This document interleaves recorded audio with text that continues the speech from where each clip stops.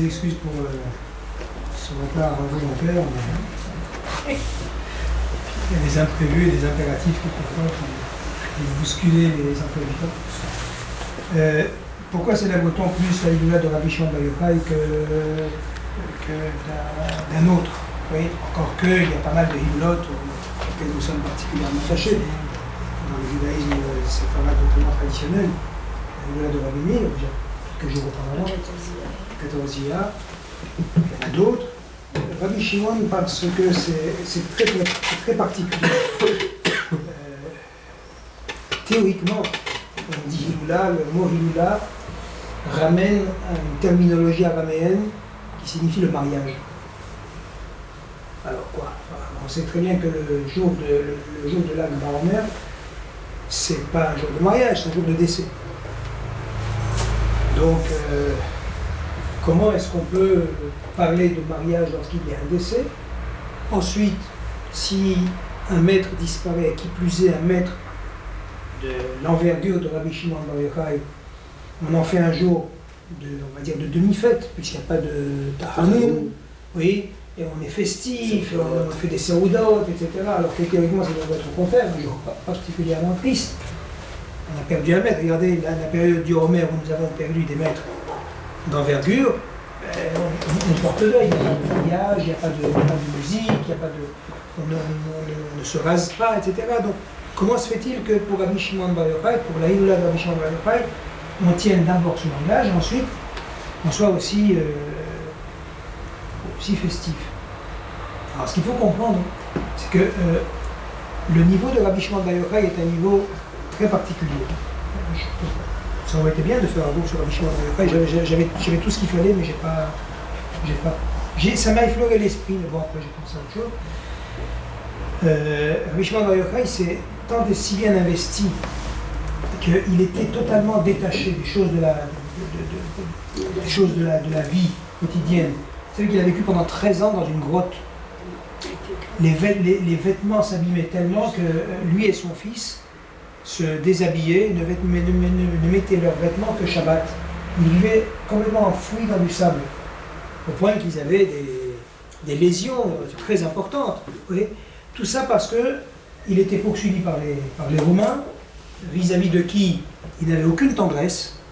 Et comme on était à une époque où les sévices romains étaient particulièrement terribles, rappelez-vous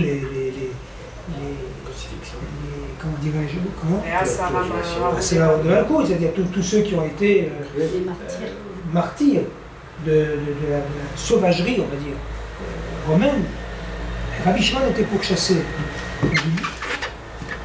Il s'est caché, il a été sauvé. Tout ça pourquoi? Pour atteindre un niveau tel que lorsqu'il va sortir de la grotte, Dieu lui dit retourne là-bas. Retourne parce que tu n'es plus fait pour vivre avec les humains. Il était prêt par son regard, à éliminer toute personne qui passait devant lui. C'était quelque chose, c'était un personnage d'une puissance. Alors, puissance, par le niveau qu'il avait atteint. Rabbi Shimon Bar Yochai est l'auteur de la Kabbalah. Ce que l'on appelle la Kabbalah, c'est la réception, c'est-à-dire c'est un enseignement qui n'est pas diffusé, c'est un enseignement ésotérique qui est filtré, qui est transmis, Kabbalah, qui est reçu par un élève de son maître. C'est pas un cours public, oui. Il faut vraiment avoir un niveau, et lui est l'auteur l'auteur de la mise par écrit, le rédacteur de la Kabbalah. Donc c'est pas... Ouais. Alors le jour où Rabbi Shimon Bar Yochai, qui a atteint un niveau pareil, quitte ce monde, on considère qu'il s'agit en quelque sorte d'un mariage. Qu'est-ce qu'un mariage? Un mariage, c'est la réunion de deux êtres qui ont été séparés. Adam Arishon a été scindé en deux. Il y a eu Adam, il y a eu Hava. Qu'est-ce que le mariage? C'est la réunion. D'accord? Le mariage, d'une manière générale, c'est la réunion de deux portions qui s'appellent des individus, qui s'appellent un homme, qui s'appelle une femme, deux portions d'un Adam qui, une fois mariés, vont devenir Adam. De la même façon, on va considérer que quand Rabbi Shimon Bar Yochai va quitter ce monde, il va y avoir une réunion de la partie divine qui l'anime ici-bas avec sa représentation divine qui est là-haut. C'est une réunion. Parce que lui, le côté physique, pour lui, ça n'a absolument aucune espèce d'importance. Rabbi Shimon Bar Yochai, c'est le tout spirituel. J'ai fait une recherche il y a quelques années sur le piyut qu'on chante, Bar Yochai, oui, qui a été écrit par un rav qui s'appelle Rabbi Shimon Minavi, qui a traversé l'Afrique du Nord, qui s'est arrêté en Libye, qui a écrit ce chant que tout le monde psalmodie. Dans les communautés, ça s'est malheureusement perdu, mais dans les communautés d'Afrique du Nord, notamment en Tunisie, dans l'est de l'Algérie, on chantait tous les vendredis soirs, à la synagogue, tous ensemble, Bar Yochai. C'était pas seulement pour la Hiloula de Bar Yochai. Eh bien, figurez-vous que ce texte, on le lit, on le connaît, certains le connaissent par cœur, il recèle des informations sur Rabbi Shimon et sur la profondeur de la Torah. J'en parle, ça fait frémir. Et je vous dis, j'ai fait une recherche là-dessus, notamment pour ceux qui ont le Sidour Heref Pipiot. Vous connaissez le Sidour Heref Pipiot? Oui, comment? Pas très connu. Si, l'arme de la prière, l'arme de la parole, de la prière, l'arme de la prière. L'arme de la parole, c'est possible.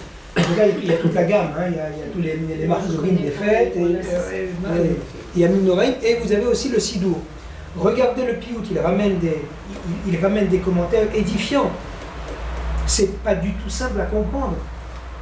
Et ça évoque le niveau qu'avait atteint Rabbi Shimon Bar Yochai. Kishenun Kisharta, les Nun Sharebina. Il y a toute une étude sur la symbolique, le corps par rapport aux sphirotes. C'est quelque chose je vous dis, c'est édifiant, hein. Ça ne peut pas laisser indifférent. C'est là qu'on voit la profondeur, la profondeur de ce que c'est qu'un homme, la profondeur de ce qu'on attend d'un homme, la profondeur de ce qu'est la Torah, et de la science divine. Enfin, et encore, ce ne sont que des mots que je suis en train de vous dire. Rabbi Shimon recélait tout cet enseignement. Il allait quitter ce monde.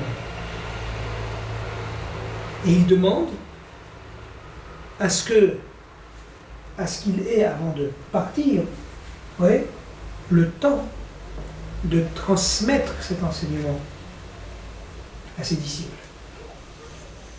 Le jour de la mort de Rabbi Shimon Bar Yochai devient ipso facto un jour, on va dire, de grande satisfaction. Parce que s'il était parti en emmenant avec lui les secrets qu'il a transmis, on aurait été privé d'un pan significatif de la Torah Tanista, de cette Torah cachée. C'est la transmission qu'on fait alors. Par conséquent, lorsque nous célébrons Rabbi Shimon, ce n'est pas son décès, mais c'est son legs. D'accord? Et voilà pourquoi sa Hiloula a pris une telle importance. Pourquoi il est bon même de ramener des enseignements de Rabbi Shimon Bar Yochai ce jour-là. Et en même temps, il faut dire aussi qu'en même temps, c'est le jour où l'épidémie qui a frappé les élèves de Rabbi Akiva, dont il est lui-même, oui, l'épidémie qui a frappé les élèves de Rabbi Akiva s'est arrêtée, a cessé. Oui. Alors, pour terminer, ce jour-là est le 33e jour de Homer. C'est-à-dire que dans le Homer qui dure 50 jours et qui devrait être une entité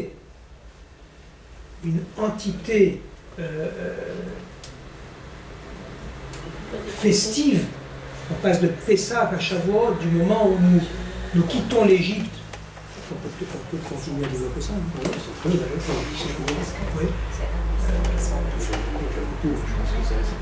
Ça captive tout le monde.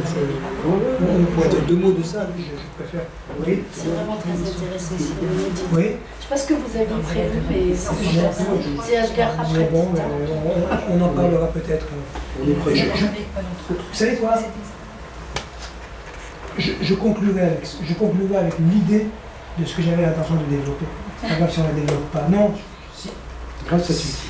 non, si ce que je suis en train de vous dire maintenant vous amène des éléments nouveaux. Si c'est une redite de ce que vous savez déjà, c'est pas la peine. Ah non, c'est pas une réussite. Non. Jamais eu de cours là-dessus. Sur Monsieur Lévy-Lévy, je vous avais donné un cours là-dessus, mais tout autre chose. Je me rappelle pas. C'était sur autre pas chose. c'était quoi, D'accord. mais tout autre chose. Mais là, Pourquoi tout le monde célèbre Rabbi Shimon Bar Yochai, alors que tout le monde ne célèbre pas Ah, Rabbi c'est Meir une Baal fête, Hanès, mais bien sûr, tout le monde. Le monde entier. Vous savez, l'année dernière, j'étais en Eretz Israël.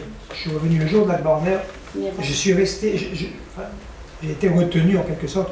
J'ai décidé de rester pour une Levaya. Et c'était la grand-mère de mon gendre. J'ai décidé de rester donc pour la Levaya. C'était l'Akba Omer. Et la Levaya a eu lieu le soir de l'Akba Omer. Et l'inhumation a été conduite par des chassidim. Et lorsque la famille a voulu dire quelques mots, mais il faut voir comment, justement, Ravlovitch, mais j'allais dire, il a tapé sur la table, il n'y avait pas de table, oui, on était au cimetière. Il a dit non, pas question. C'est la en mer, il n'y a pas de respect. Dis-moi, mais quelques mots, non, non, non. Et même dans le monde chassidique, même dans le monde ashkénaze, c'est un jour qui est c'est consacré à Rabbi Shimon, l'enseignement de Rabbi Shimon, point. Et pourtant, on n'est pas dans le Homer. Comment? Et pourtant, on est en plein Homer. Mais justement, c'est le moment où l'épidémie s'est arrêtée. C'est pas la Alors, fin du Homer. non, alors je vais vous dire. C'est pas la fin du Le Homer. Homer, alors regarde, puisqu'on est dans le Homer, puisqu'on est dans le Homer, essayons d'en parler. Le Homer, il faut comprendre d'abord de quoi il s'agit. Dans le Homer, vous avez 3 volets.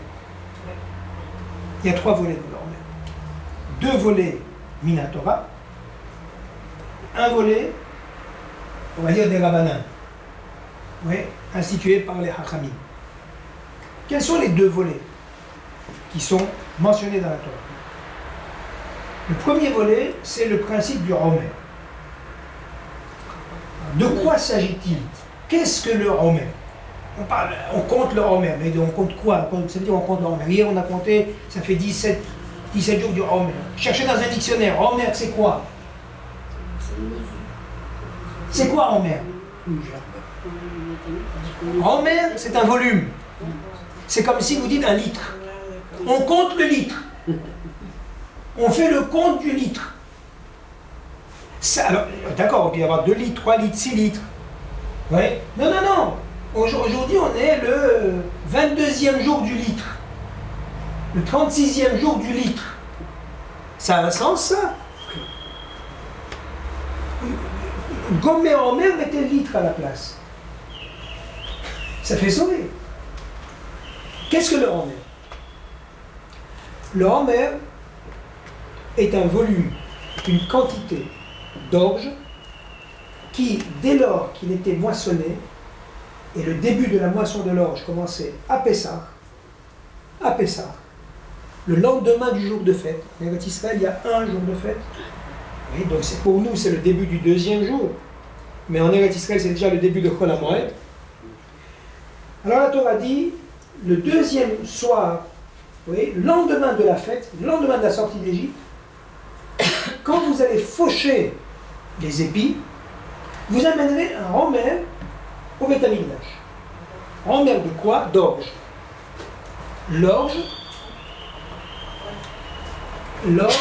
mûrit plus vite que le blé. Et donc la moisson de l'orge se fait au printemps. D'accord? Donc vous amènerez un Homer d'orge. Et ce Homer d'orge devra être balancé par le Kohen. Oui. Et vous ne devrez pas le consommer ni torréfié, ni grillé, ni rien, avant d'avoir offert ce Homer d'orge. Voilà. Ça c'est l'offrande, le Homer. La Torah continue.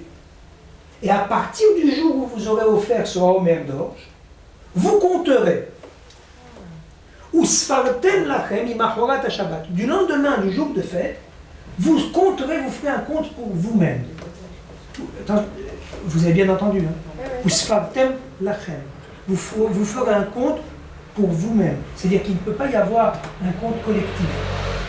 Ce n'est pas le chaliar Tibour qui compte pour tout le monde. Chacun compte pour soi. Ou sfartem lachem. Oui. Qu'est-ce que vous devrez compter? Vous devrez compter 50 jours. À un autre endroit, il est écrit 7 semaines. Oui. Shiva Shavuot Tisporlach. 7 semaines complètes. 50 jours. Et au 50e jour, vous amènerez une nouvelle offrande. Une offrande de quoi? De 2 pains de farine de froment. Farine de froment, qui dit farine de froment, dit du blé. 50 jours après, c'est presque 2 mois. Et effectivement, 2 mois après la moisson de l'orge, intervient la moisson du blé. D'accord? Notez au passage que pour l'orge, il fallait offrir un homer d'orge, de grain, alors que pour le blé, on amenait 2 pains. Ça veut dire qu'on a travaillé le blé, on a Bien. Très bien. On a moulu. Ok, mais tout ça, ça mérite explication. Ouais. Ce 50e jour, où nous amènerons les 2 pains au Beth Amikdash, c'est la fête de Shavuot. Ve'asita hag Shavuot l'Hashem Elokecha. Comment s'appelle la fête? Shavuot. La fête des semaines. La fête des semaines parce qu'on a compté des semaines. Oui? Mais il n'y a pas un autre nom. Lorsqu'on compte nos années, alors nous célébrons l'anniversaire. Parce qu'il n'y a pas d'autre nom. Mais là, il n'y a pas d'autre nom. La fête de Shavuot correspond à Matan Torah. Le don de la Torah, c'est pas plus joli, c'est pas plus élégant, c'est pas plus, plus parlant de parler de Matan Torah plutôt que de parler de Chag Shavuot. Vous voyez la question? Bon. Là, c'est à Chag Shavuot. Mais ça, c'est dans Devarim. Dans Vaïkra, où il est question du homer, du prélèvement du homer et du compte, on dit simplement que le 50e jour, on devra amener 2 pains. Et il n'est pas question de fête de Shavuot. Voilà. Alors, ça, c'est le deuxième volet qui est lié au premier, n'est-ce pas? Le jour où vous amènerez le homer d'orge, du jour où vous amènerez, vous commencerez à compter. Maintenant, vous voyez pourquoi le compte, nous, on l'appelle le compte du homer. Parce que c'est à partir du moment où on amène le homer d'orge. C'est clair? C'est clair? Bon. Mais le homer d'orge, il s'amène une fois. Et le compte, il se fait 49 fois. Mais alors, excusez-moi, tout à l'heure, vous avez dit qu'on devait amener un homer d'orge qui n'était pas moulu, qui était neutre. Et que dès que le Cohen, si vous voulez, en avait pris possession, il fallait attendre combien de temps alors pour que nous, après, on puisse... Ah non, dès lors que l'offrande avait été amenée au temple, les gens pouvaient consommer. On pouvait à ce moment-là consommer, utiliser toute la production. D'accord? De la même façon, pour le blé, une fois que les 2 pains avaient été amenés de façon officielle à titre d'une expression de reconnaissance, de minha, n'est-ce pas? Ils avaient été amenés officiellement au Beth Amikdash, tout le peuple pouvait consommer. Alors à ce moment-là, si on ramène le décompte maintenant, d'accord, excusez-moi, si on ramène le décompte maintenant, pourquoi on ne commence pas à manger du Hametz à partir de Shavuot? Je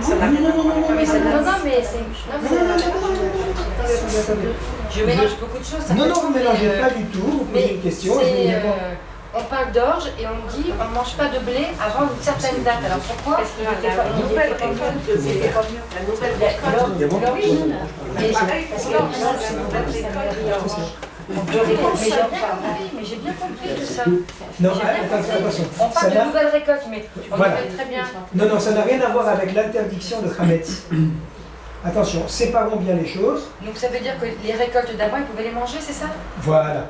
Voilà. Il y a Shan, l'ancienne récolte, vous savez, le blé c'est dur, hein. D'accord. Ça dure. Ça, vous pouvez le consommer. Simplement, l'interdiction de Hametz n'a rien à voir avec la notion de Hadash, de nouvelle récolte. Oui? Mais nous, aujourd'hui, on ne sait pas, alors. Amen. Mais nous, aujourd'hui, on ne sait pas. De nos jours, on ne sait pas si c'est une nouvelle récolte, on ne sait pas. C'est tellement... on est d'accord. Ça n'est valable qu'en Eretz Israël, au moment où le temps est construit. D'accord? Quand Israël est construit. Ouais. Au moment où il est, quand Israël reviendra, on remettra ça au bout du jour. Il vaut mieux faire des révisions maintenant. Alors, on poursuit.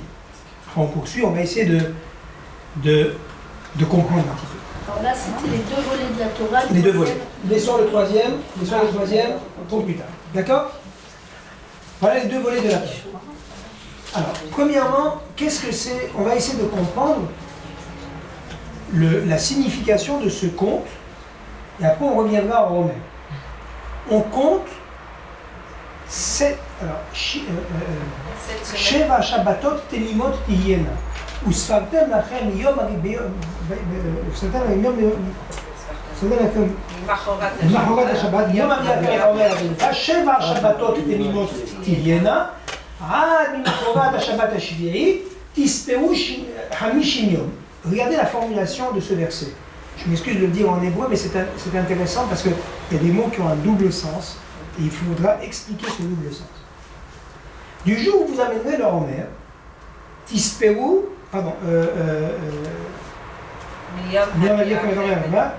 Sheva Shabbatot Temimot. On ne va pas dire Sheva Shavuot Temimot, on dit Sheva Shabbatot Temimot. Shabbat, 7 Shabbat, mais qui ont valeur de semaine. Pourquoi les semaines sont appelées ici Shabbat? Had mimachorat ha-Shabbat ha-Shvi'it, jusqu'au lendemain de la 7e semaine, Tisperu Chamishim Yom, vous compterez 50 jours. Et le 50e jour, vous devrez amener une offrande nouvelle. Alors, si vous me permettez, je vais aborder ça de façon séquentielle, et après on va être amené à faire une synthèse. On va d'abord comprendre le sens du chiffre 7. D'accord? Parce que quand on parle de Shabbat, on parle de 7 jours. Quand on parle de semaine, on parle de Shavua, Sheva, c'est 7 jours. Ici, on nous parle de Sheva Shabbatot. Sheva Shabbatot, 7 fois 7. Et le chiffre 7, le nombre 7, revient de façon récurrente dans la Torah. La fête de Sukkot dure 7 jours. La fête de Pessah dure 7 jours. Le temps pour parvenir à la purification, c'est 7 jours. Et on voit bien que ce soit pour une joie ou pour une peine, j'entends pour un mariage ou pour un décès, il y a 7 jours de repli en quelque sorte. Vous voyez, le couple reste en autarcie pendant 7 jours, l'endeuillé reste en autarcie pendant 7 jours. Qu'est-ce que c'est que ces 7 jours? Pourquoi 7 jours? Alors, dans le temps, dans les notions de temps, nous avons, on va dire, a priori 2 catégories, 2 façons de calculer le temps. Nous avons la façon naturelle de calculer le temps, nous avons la façon conventionnelle de parler du temps. Lorsqu'on parle par exemple d'un mois, un mois c'est une lunaison. C'est le temps que met la Lune pour faire le tour de la Terre. La Lune est un satellite de la Terre. La Lune, pour faire le tour de la Terre, met 29 jours, 12 heures et 44 minutes. Je suis presque exact. D'accord?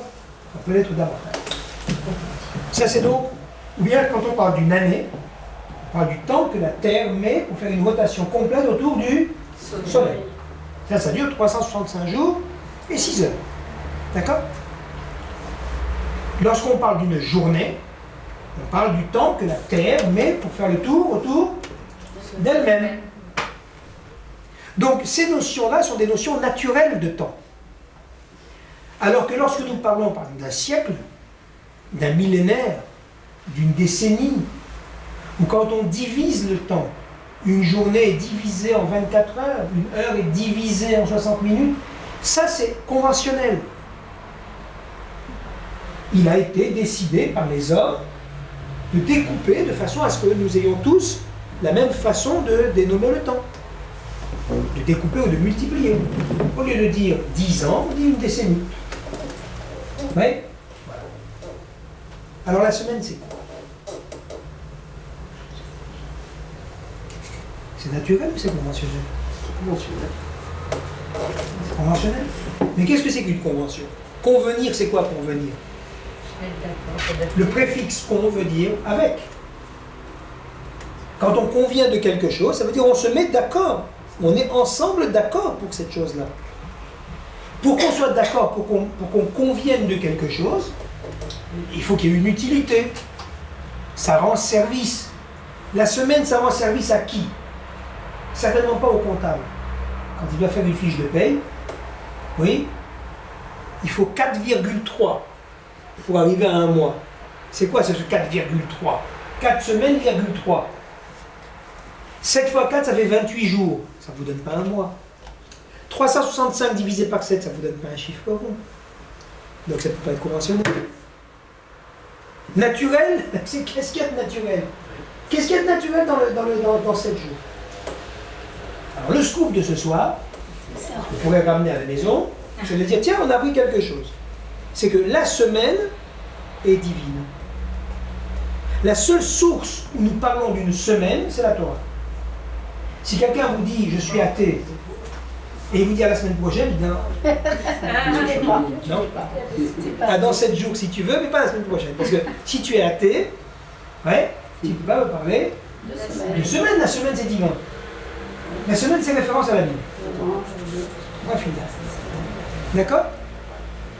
Ah, mais qu'est-ce que c'est que ces 7 jours alors? Pourquoi est-ce que la Torah parle de 7 jours? Qu'est-ce qu'ils ont ces 7 jours? Par rapport à quoi? Par rapport au Shechet Yemei HaMaaseh. C'est-à-dire que nous avons les 6 jours de la semaine, et les 6 jours de la semaine, les 6 jours de la semaine, qui sont les 6 jours de la création, vont se terminer par le 7e jour. Et ce 7e jour, il va avoir un statut particulier, il va s'appeler Shabbat. Et par extension, vous voyez, ou plutôt par extrapolation, dans le texte qui nous intéresse ce soir, la semaine va s'appeler Shabbat. Pas seulement le jour va s'appeler Shabbat. Mais notez au passage que le seul jour de la semaine qui porte un nom, c'est Shabbat. Parce que dimanche, il se dit Yom Rishon Beshabbat. Le premier jour de la semaine, c'est par rapport à Shabbat. On est toujours... comment dirais-je, on focalise toujours sur Shabbat, quoi. On vise toujours Shabbat. Yom Rishon, Shabbat. Yom Sheni, Shabbat. Yom Shlishi, Shabbat. Mais on ne dit pas Yom Shvi'i, on dit Yom Shabbat. C'est le seul jour qui a un nom. Qu'est-ce qu'il représente ce jour-là? Les 6 jours de la semaine sont 6 jours d'activité. C'est les 6 jours d'activité divine. Et cette activité divine va devoir perdurer à travers l'activité humaine. Que fait Akadosh Baruch Hu le 7e jour? Il arrête. Il arrête de travailler. Il arrête de créer. Et il va demander à l'être humain de faire comme lui, d'arrêter de travailler. On s'arrête de travailler Shabbat. C'est-à-dire qu'il ne va pas y avoir une suite continue, infinie de jours qui ferait qu'aujourd'hui on serait le énième milliardième, énième millionième, énième millième, énième centième jour depuis la création. Vous voyez? Il y a des cycles courts. 1 semaine, 2 semaines, 3 semaines, 4 semaines. Et on revient chaque fois, on monte 1, 2, 3, 4, 5, 6, 7. Et on revient 1, 2, 3, 4, 5, 6, 7. Et on revient. Mais qu'est-ce que c'est que ce 7? Vous savez qu'en géométrie,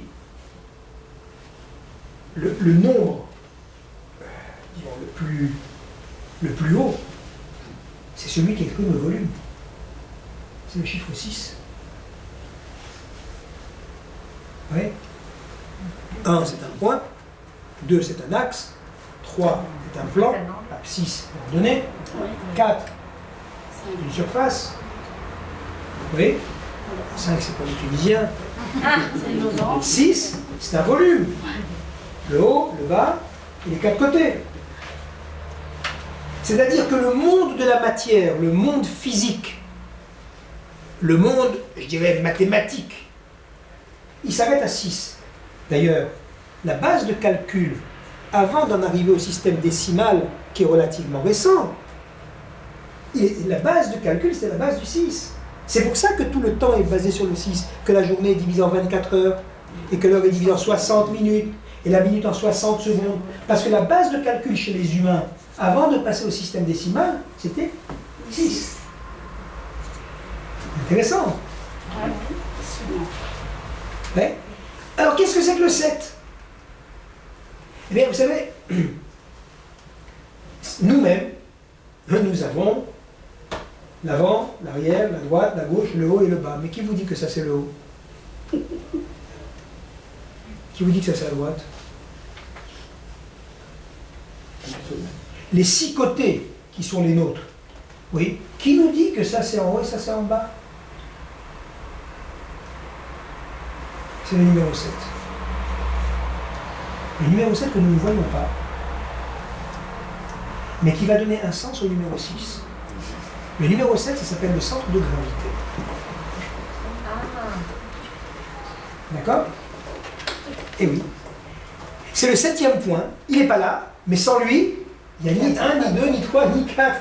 On ne sait Sur pas. la Lune, Vous comprenez? Il n'y a rien. Sans le centre de gravité, il n'y a rien.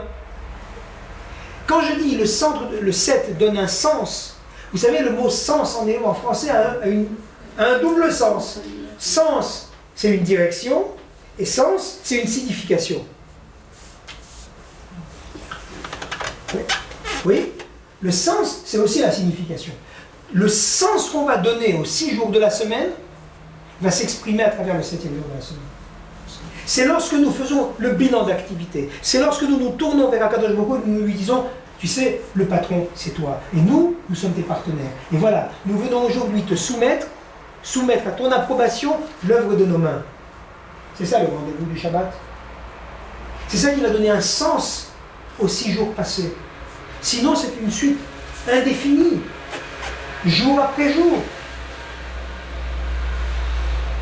C'est pas un jour de repos comme on peut l'entendre dans les sociétés occidentales ou autres. C'est un jour très particulier, Shabbat. On n'est pas en train de parler de Shabbat. Donc vous voyez le chiffre 7, qu'est-ce qu'il représente? Ce chiffre 7 est toujours assimilé à la Kedusha. Qu'est-ce que la Kedusha? Kadosh signifie séparé. C'est-à-dire qu'une fois qu'on arrive au 7, ça crée une entité. On ne mélange pas avec la suite. Oui? Quand on fait Kiddush vendredi soir, c'est-à-dire qu'on est en train d'honorer, d'élever le Shabbat, et on fait du Shabbat, on donne au Shabbat une place particulière. La Kedusha, le 7, c'est synonyme de Kedusha. Oui, c'est-à-dire d'élévation spirituelle. On traduit par sainteté. Moi, je préfère dire une séparation, c'est comme une Havdalah, mais c'est une séparation vers le haut. Alors, que vient nous dire la Torah? La Torah vient nous dire, quand tu sors d'Égypte, tu ne sors pas d'Égypte pour sortir d'Égypte. La sortie d'Égypte, c'est pas aller dans un club de vacances. C'est avoir une perspective. La perspective, c'est recevoir la Torah. C'est avoir un ordre de mission. C'est ce qu'avait dit Akadosh Baruch Hu à Moshe dès son premier contact. Lorsque tu feras sortir le peuple du pays d'Égypte, vous viendrez me servir sur cette montagne. Il y a un objectif. Vous viendrez prendre votre feuille de route. La feuille de route, c'est la Torah. Maintenant, cette Torah, il faut pouvoir y accéder. Et c'est pas si simple d'accéder à la Torah. Nous étions dans un tel état en Égypte que sortir d'Égypte pour acquérir la Torah, c'était impensable. J'allais dire le niveau était insuffisant. Il n'était pas insuffisant, il n'y avait pas de niveau. Voilà pourquoi on va devoir attendre. On va devoir attendre combien? 7 fois 7 unités de temps. 7 fois un Shabbat. Un Shabbat dans le sens une semaine. 7 fois 7. Exactement comme il y a le cycle agricole de 7 ans, la Shemitah. Et 7 fois 7, au bout de 49 ans, vous avez l'année du Yovel. Oui? De la même façon, ici, nous avons 7 fois 7. Et après ces 7 fois 7, c'est-à-dire, regardez, si vous me suivez visuellement, c'est une espèce de cycle comme ça. 7. Une fois que je suis arrivé à 7, je reviens à 1. 7. Je reviens à 1.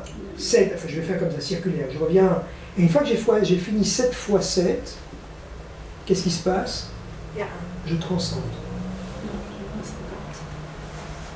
Je passe à 50. C'est-à-dire de 49, je passe à 50, c'est-à-dire que je passe du 7 au 8 en quelque sorte. Le 8, qui est l'expression dans nos textes de ce qui est extraordinaire. C'est plus dans l'ordinaire, vous comprenez? C'est l'extraordinaire. C'est ce qui est au-dessus du naturel. Soit dit en passant, est-ce une coïncidence? Mais le dessin du chiffre 8, si vous le mettez à l'horizontale, c'est l'infini. D'accord? Donc je suis passé au-dessus. Et effectivement, nous allons passer au-dessus des lois de la nature parce que, chose inédite dans l'histoire, ce 50e jour de la sortie d'Égypte, alors qu'on était au degré le plus bas, nous arrivons au niveau le plus haut où nous allons avoir un échange direct avec Akadosh Baruch Hu.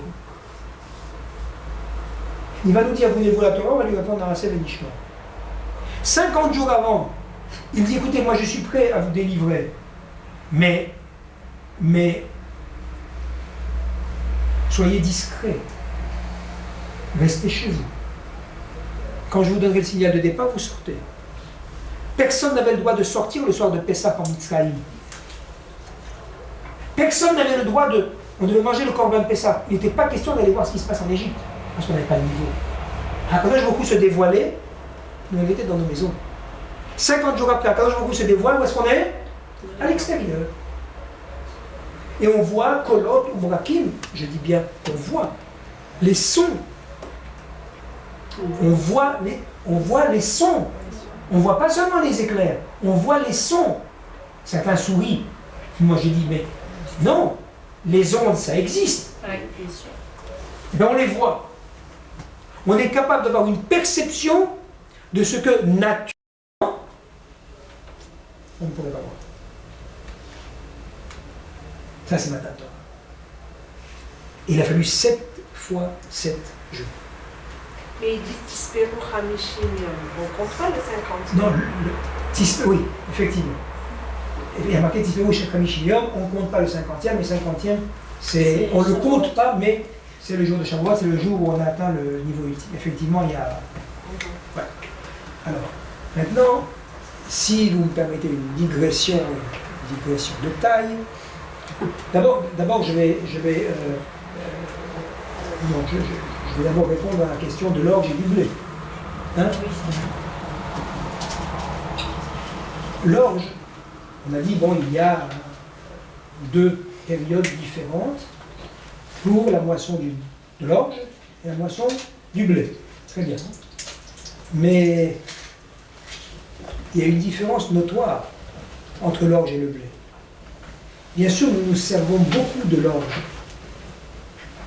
Ouais, on consomme de l'orge. Mais l'orge n'est pas une nourriture humaine. L'orge est une nourriture animale. Et qui plus est, lorsqu'elle est en grain. Quand nous prenons de l'orge, on le prend torréfié, moulu, on le prend sous forme de bière, par exemple. Oui, on transformé. On mange pas, on n'a pas l'habitude de manger de l'orge, oui, un petit peu d'orge perlée comme ça, mais pas, ouais, on ne fait pas des repas avec de l'orge. On fait pas du pain avec de l'orge. C'est rare. C'est une nourriture animale, surtout quand elle est en grain. Cette offrande d'orge qui est amenée chez le Kohen, et que le Kohen balance, nous rappelle une autre offrande amenée chez le Kohen, une offrande d'orge amenée au Kohen, et que le Kohen balance. Ouais. La comparaison n'est peut-être pas très sympathique, mais elle est faite par les Hachamim. C'est l'offrande que doit amener une femme soupçonnée d'infidélité. Ouais. Isha Sota.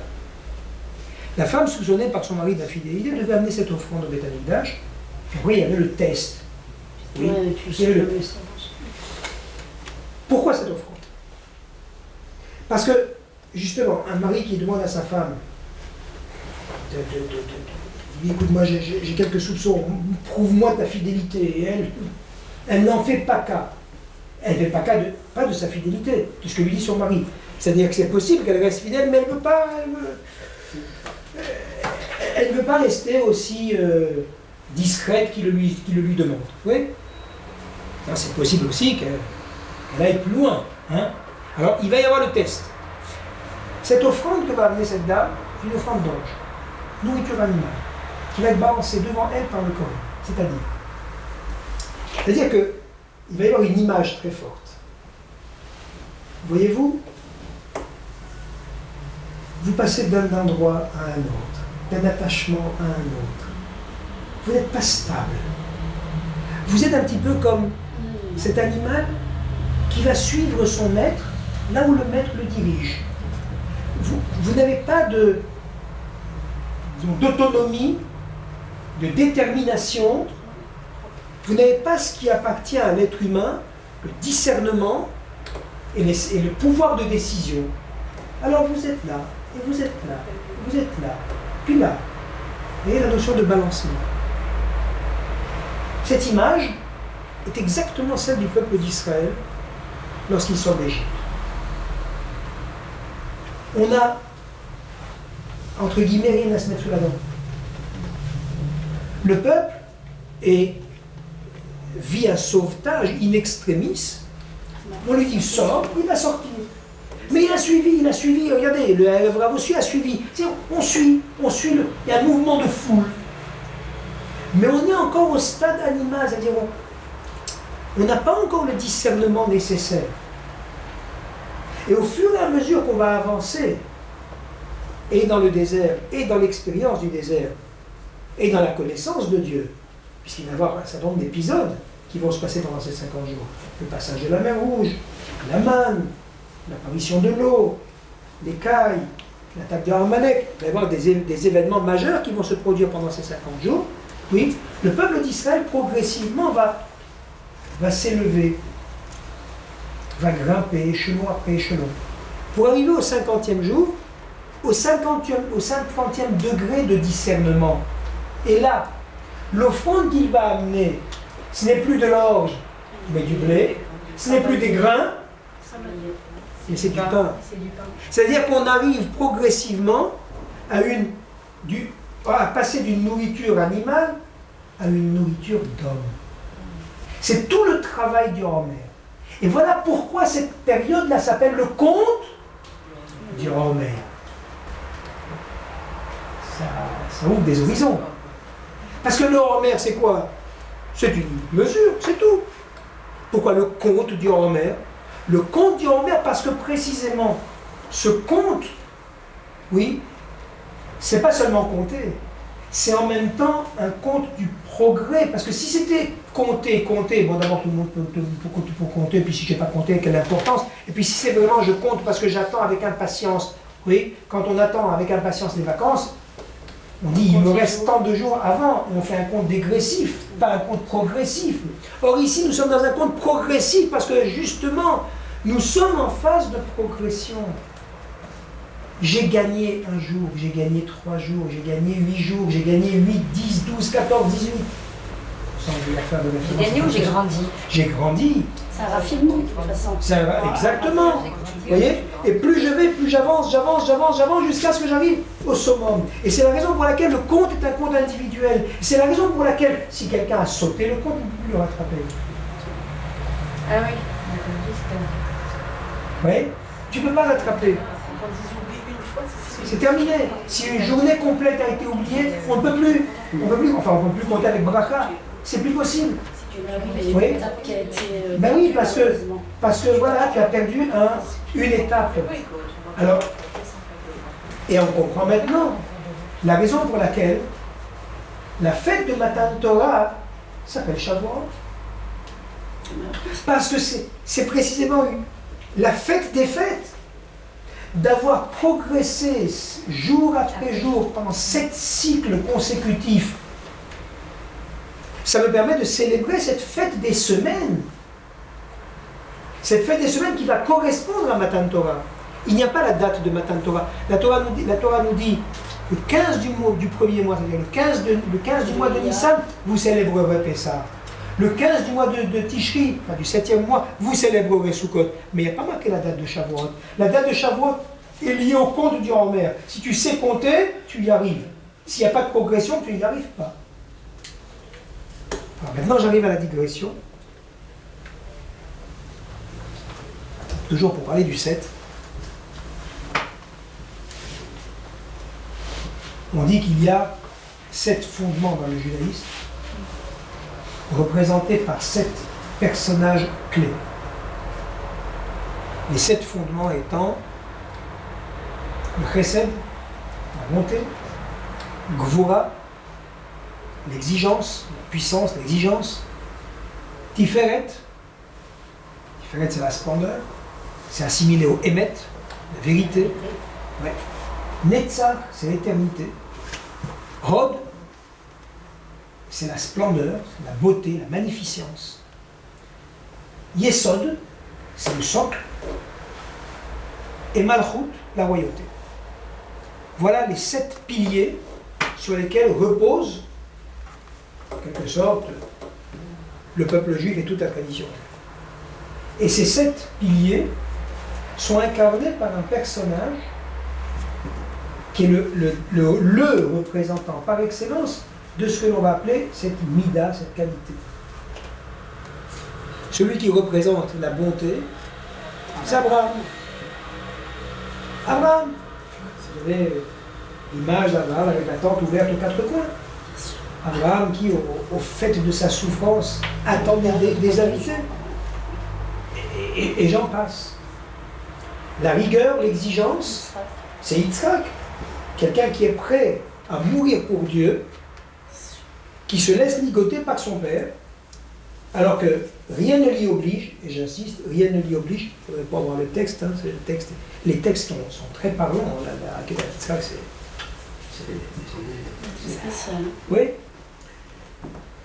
Yitzhak. Le Hémet, c'est le juste milieu, c'est savoir comment réagir à chaque moment. Ça, c'est Yaakov. Titen Hémet le Yaakov. L'éternité, l'éternité, quoi de plus éternel que la Torah? La Torah est éternité. Et celui qui représente, le meilleur représentant de la Torah, c'est Moshe. La magnificence, c'est Aaron, le Kohen Gadol, le grand prêtre. Quelle prestance! Oui. La royauté, je sais que je sautais. La royauté, c'est David. David, Melech Israël, Chaim Ekayam. David incarne la royauté vraiment dans ce qu'il y a de plus parfait. Oui. Il reste Yesod. Yesod, on dit c'est Yosef. Yesod, c'est le socle. Qu'est-ce que le socle? Si on prend le corps humain, les jambes dans le corps humain sont des supports, sont des outils de transport, c'est des moyens de transport. Mais le socle du corps humain, c'est l'organe de reproduction. Ben oui, si vous enlevez le moyen de locomotion, la base du corps, oui, c'est l'appareil reproduction. Et ça, celui qui a su préserver La femme de Potiphar.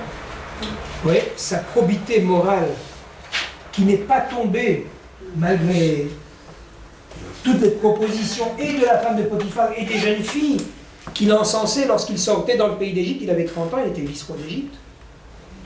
C'est Yosef. Très beau, hein, Yosef incarne il est le premier juif en exil. Vous savez qu'est-ce que c'est qu'un juif en exil? C'est quelqu'un qui est bafoué, c'est quelqu'un qui est maltraité, c'est quelqu'un qui est vendu comme un esclave, mais qui, par la force de son poignet et par son intelligence, se met au boulot au point d'atteindre les summums de l'économie et de la finance. C'est vrai ou c'est pas vrai? Bien. D'accord? Et du coup, eh bien, il devient la coqueluche de toutes les personnes qui sont attendries par tout ce qui est beau et riche. Non mais écoutez, regardons ce qui se passe. Malheureusement, regardons ce qui se passe autour de nous.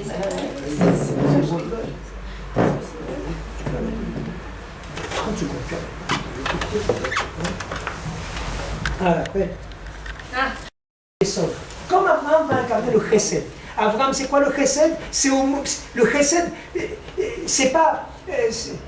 comprenez, c'est pas quand je tiens une liasse de billets de banque et que je donne une pièce de 20 centimes. Ça, c'est pas du chesed. Le chesed, l'altruisme, c'est quand ça me dérange. Et le niveau le plus élevé de l'altruisme, c'est Abraham. C'est le jour où il est le plus dérangé qu'il a le plus recherché les invités. Vous comprenez? Voilà. Être exigeant, bien sûr, tout le monde est exigeant. On est souvent exigeant avec l'autre. Un mari est exigeant avec sa femme et une femme avec son mari. Parce qu'on regarde toujours la paille qui est dans l'œil de l'autre. On voit pas Oui. l'autre. Un professeur est exigeant avec ses élèves. Et ainsi de suite. L'exigence avec soi-même. Qui va incarner l'exigence avec lui-même au point de se donner entièrement à Kadosh Baruch Hu. Ne pas demander l'effort à l'autre, mais le prendre sur soi. C'est pas Yitzhak. Et ainsi de suite. Et bien celui qui va donner l'exemple, encore une fois je reprends l'expression de l'exemplarité, d'être un juif en exil, isolé, complètement seul, sans sa famille, sans personne. Et il est là, avec toutes sortes de séductions possibles. Et il va pouvoir dire, des années après, à ses frères, venez, je vais vous montrer ma Mila. Je vais vous montrer ma Mila. Rien n'a été touché. Il va dire à son père, voilà, mes enfants, je les ai mis voilà, avec une ktouba. N'aie pas peur. Je suis resté dans le giron. C'est Yosef. C'est le Yesod. Nous avons donc 7 fondements. C'est les invités, Thomas, excusez-moi. C'est les invités de chez Louis-Cuisine de Soukot, c'est tout. Bien sûr, et c'est encore une fois le nombre 7. Eh bien, si vous regardez dans Sfirat HaOmer, si vous regardez un Sidour, vous allez voir que chaque semaine, il y a une Mida. Chaque semaine, il y a un travail à faire sur soi dans un domaine particulier. La première semaine, c'est le chesed, et la deuxième, c'est la gevura, l'exigence, et la troisième, c'est etc. Seulement, c'est pas tout. Il y a une imbrication des midot à l'intérieur d'elles-mêmes. Je m'explique. Il y a 7 midot, il y a 7 semaines. La première semaine, c'est la mida du chesed. Le premier jour de la première semaine, c'est le chesed du chesed. Le deuxième jour, c'est la gvura du chesed. Le troisième jour, c'est le emet du chesed. Le quatrième jour, c'est le netzach du chesed. Et ainsi de suite. Deuxième semaine, gvura. Premier jour de la deuxième semaine, c'est le chesed de la gvura. La gvura de la gvura. Le emet de la gvura. Et ainsi de suite. Il y a un travail, mais un travail précieux et minutieux. C'est ça qui fait avancer. C'est pas simplement compter les jours. Malheureusement, on compte les jours. Mais on oublie que le compte doit avoir sur nous un effet, un impact, qui petit à petit nous fait grimper d'échelon pour arriver au 50e jour. Ça, c'est les 2 volets Torah. On est clair jusque-là? Oui. Alors on peut imaginer que cette période est par excellence une période joyeuse, une période heureuse. On vient de sortir d'Égypte et progressivement on évolue pour recevoir la Torah. Et pour évoluer, pour recevoir la Torah, il y a un travail sur soi qui se fait, qui s'opère. Vous ne voyez pas, le temple vient d'être détruit. Pour quelle raison le temple vient d'être détruit? Le temple vient d'être détruit parce qu'il y a à l'intérieur du peuple sinat hinam. Une haine gratuite, c'est-à-dire une haine qui n'est même pas liée à des griefs authentiques, à des griefs objectifs. Vous savez, il y a 2 types de jalousie. Il y a une jalousie positive, il y en a une qui est négative. La jalousie positive, c'est quoi? Il a eu 18. C'est l'émulation. Pourquoi j'aurais pas 18? Dire pourquoi je n'aurais pas 18, c'est être jaloux du 18 de l'autre. Mais jaloux pour m'élever. Et la jalousie négative. Ah non, ça suffit que lui ait 18.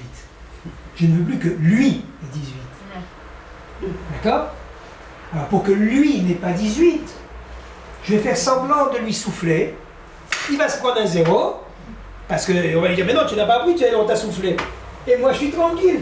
Moi, avec mon 4, je suis meilleur que lui.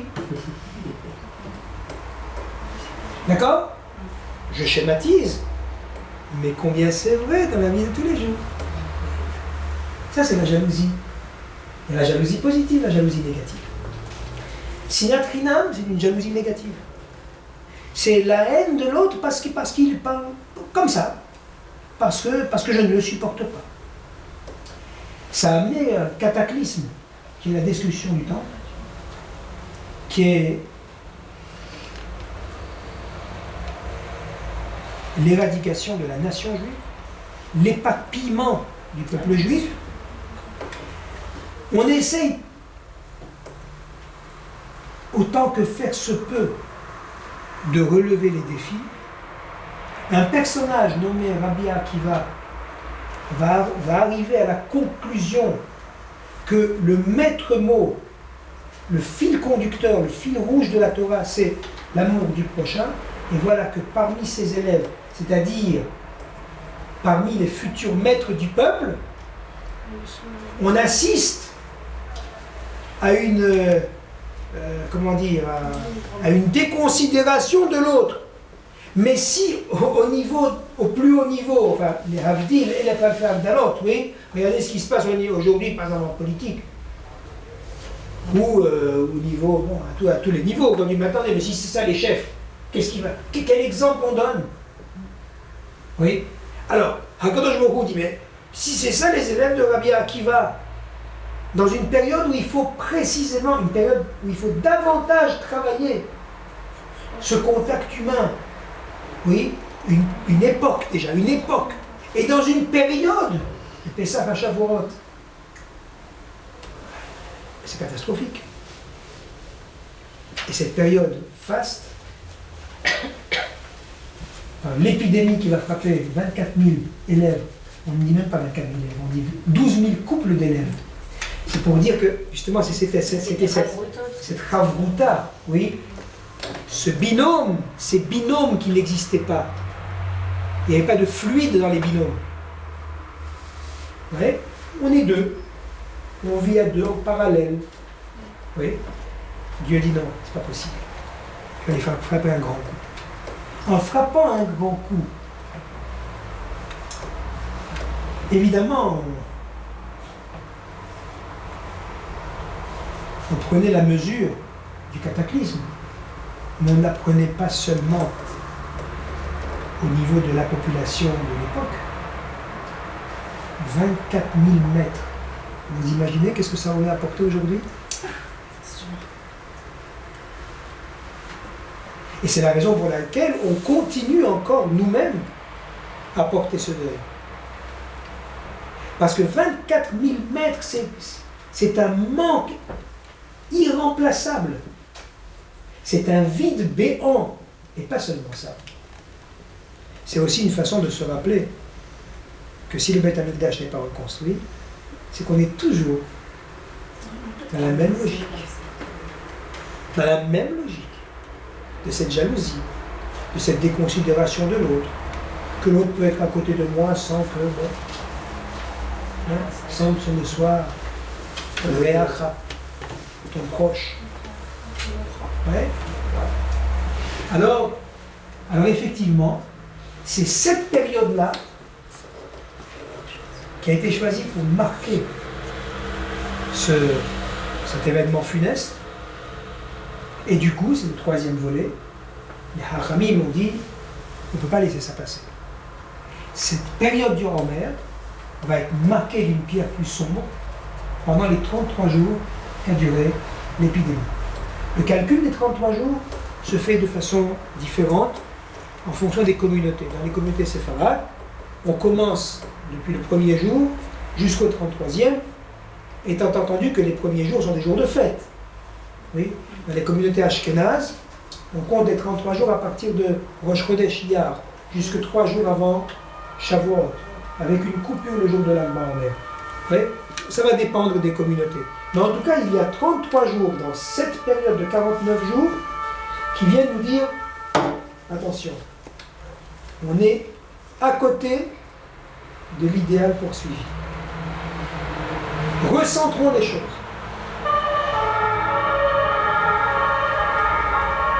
Pour conclure, on avait une fois remarqué que l'Akba Omer vient en quelque sorte couper cette période. Couper cette période en deux. Il y a avant l'Akba Omer et il y a à partir de l'Akba Omer. C'est-à-dire, il y a les 32 premiers jours et il y a les 17 jours suivants. L'Akba Omer, c'est le 33e. On passe dans une des Mishnayot qu'on va lire cette semaine, en Pirkei Avot. On demande, les élèves, Rabbi Yochanan ben Zakkai demande à ses élèves quelle est la voie la meilleure que l'homme doit suivre. Et chacun y va de son avis. Et finalement, Rabbi Yochanan préfère l'avis du cinquième qui s'exprime et qui va dire le meilleur moyen, c'est d'avoir un bon cœur. Un avait dit un bon ami, un bon œil, une belle façon de regarder les choses, un bon ami, payer ses dettes, etc. Chacun avait, mais c'était un bon voisin, chacun avait dit des choses sensées. Quand Rabbi Elazar ben Arak va dire un bon cœur, son maître se tourne vers les autres et dit, vous voyez, dans ce qu'il dit lui, est contenu tout ce que vous avez dit vous. Et à l'inverse, s'il fallait parler du cheminement du cheminement duquel on doit prendre la fuite, chacun disait le contraire, plus ou moins, à l'exception d'un. Ça s'analyse. Vous voyez, celui qui a dit un bon voisin dira un mauvais voisin. Celui qui a dit avoir un bon œil, une belle façon de voir les choses, va dire un mauvais œil, un œil mauvais. Celui qui a dit un bon cœur dira c'est d'avoir un mauvais cœur. Et Rabbi Yochanan va dire, vous voyez, dans ce qu'a dit votre camarade, est inclus tout ce que vous avez dit vous. Le bon cœur. C'est tout ce qui fait le relationnel entre les êtres humains. Mais remarquez, le bon cœur se dit en hébreu lève, tov. La valeur numérique du mot lève, c'est 32. Et la valeur numérique de tov, c'est 17. Exactement. Et le Homer se décompose en ces deux périodes de lève, tov, qui fait un total de 49. Et on passe de lève à tov à travers l'Akba Omer, la Himla de Rabbi Shimon.